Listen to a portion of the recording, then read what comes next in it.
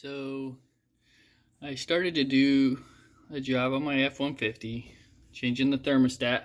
I've never had issues before, but then this happened. I broke that bolt.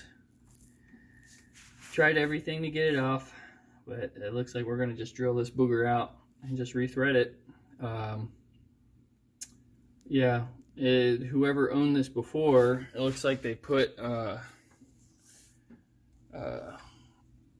I forget what the stuff is called, but used it so it wouldn't back out and it'd stay in there, steel seal or whatever you want to call it. And that's stupid. Never do that for a thermostat. I don't care who you are. Don't ever do that, because that's one of the things you got to change in this thing. You want these bolts to come out.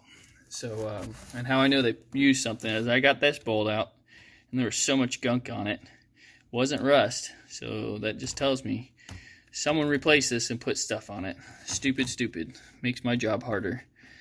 But I'm gonna get it cleaned up, get it done. I'm replacing all the hose, the upper and lower hoses. I'm replacing the heater core hoses.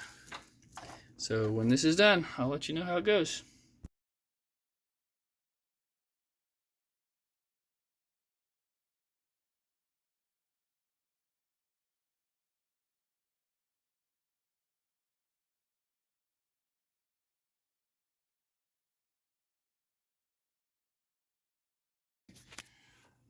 I have to make a new thread because the bolt I went through and it didn't come out. So I'm making a new thread. I'm almost done. I got about 4 threads left. I'm just going to show you all how I'm doing it.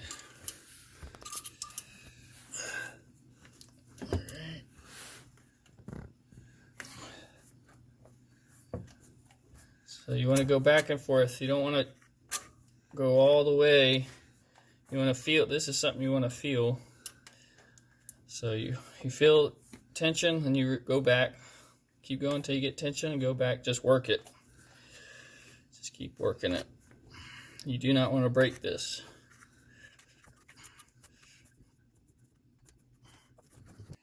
So this is day number 2. I successfully rethreaded the hole for my thermostat. There it is.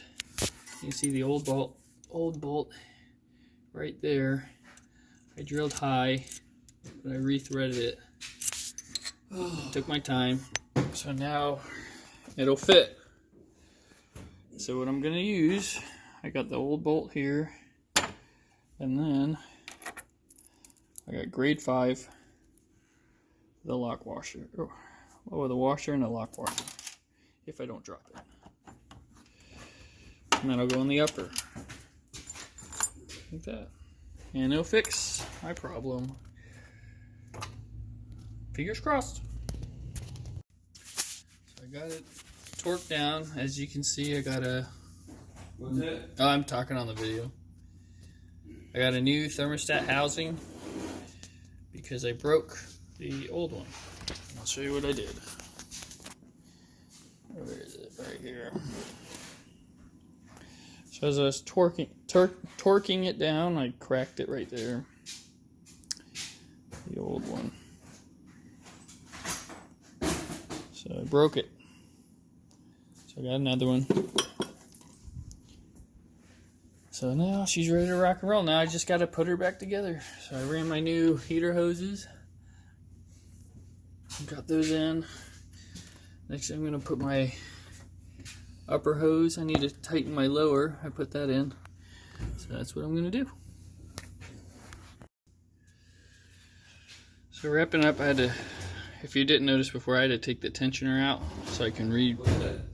Oh, I'm talking on the video. I had to take the tensioner off to rethread that bolt because it's just too hard to get to. So now I'm putting this back on. And with these are easy. There's a notch right here. You just got to line the notch up with a tensioner and it just goes right in. I got my upper hose on, my lower. I got my new heat. So get these on and then I'll get the intake put in. Yep, giddy up. Alright. Got the air intake on, hose on, tensioner on. the new thermostat in with housing and new bolt. Now to put coolant in. Right here.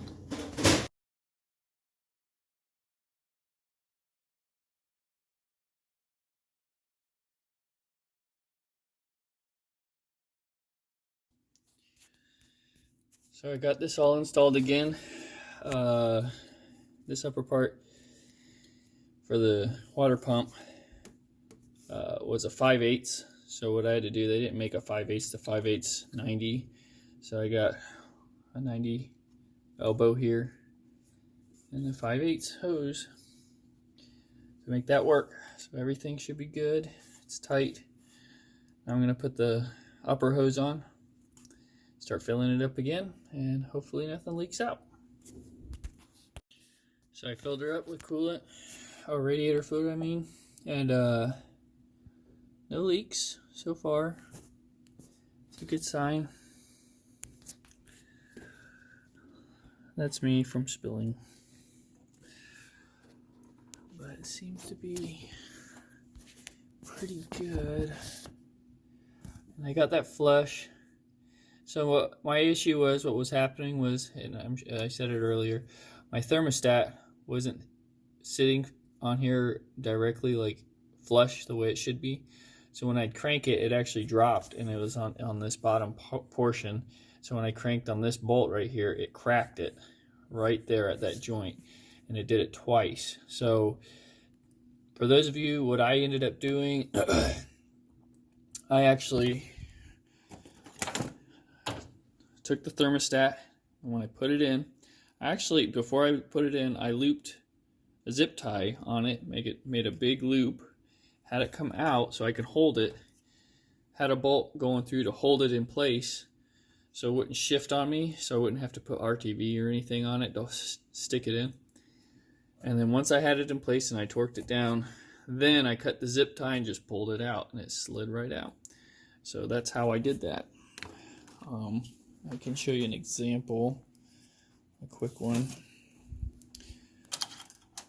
So I got the thermostat. I'll try to do this one hand. Take your zip tie. I'll take the old one. So here's the one I broke. Okay. So what I did, went through like this. So I could hold it in place with one hand. Okay, let me get this in. So I had something like that. Okay. Then shoved it through like this. Had the loop. Okay, I got it out. Loop.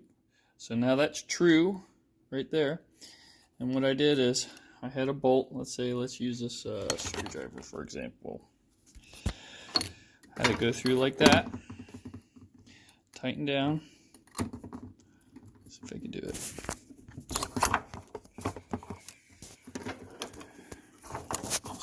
Shift it.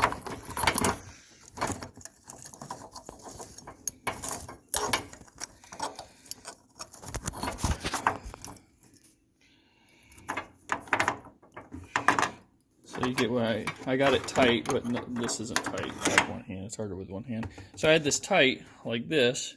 So when I put it in, it stayed in its place. Okay, and that's how I did it. And then once I was done, just pull this out. Take some scissors, cut it. And then once it's in it, the thermostat ain't going nowhere. So you just pull it.